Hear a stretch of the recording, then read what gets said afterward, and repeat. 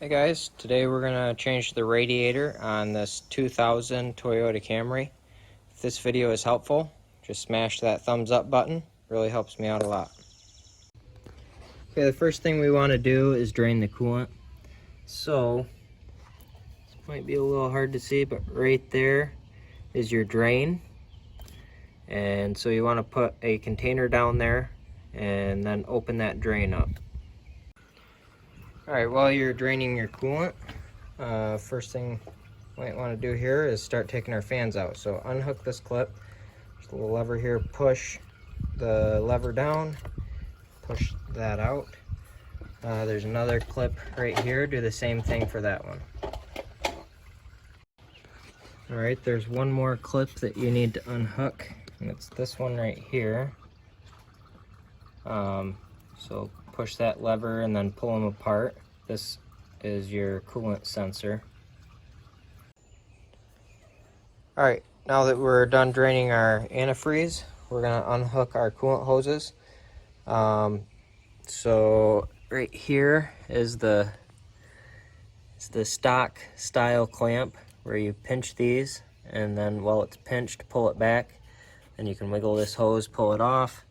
This one's got like a regular hose clamp. Unhook these two hoses here.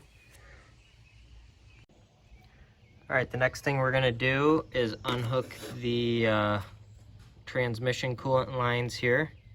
So, same style clamp here, pinch this, push it down, wiggle, and pull the hose off. If you're worried about leaking fluids, then put a drip pan underneath it here. Alright, next we're going to unhook these bolts right here and take these tabs that hold the radiator down out, and then we should be able to lift the radiator right out. Alright, I'm going to try to just lift this out of here with one hand.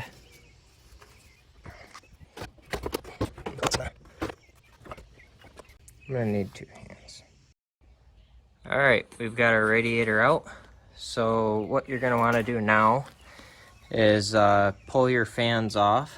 So this bolt, this one, this one, this one, and this one. Then you can take your fans off, and then you'll want to remove your lower radiator hose down here. You can take off your hoses that connect to your transmission cooler lines, and take out your coolant sensor here. And then you can put those into your new one, and then you can lower it back in and hook everything back up the way you took it apart. So if this video is helpful, can you just hit that thumbs up button? Really helps me out a lot. And good luck and have a good one.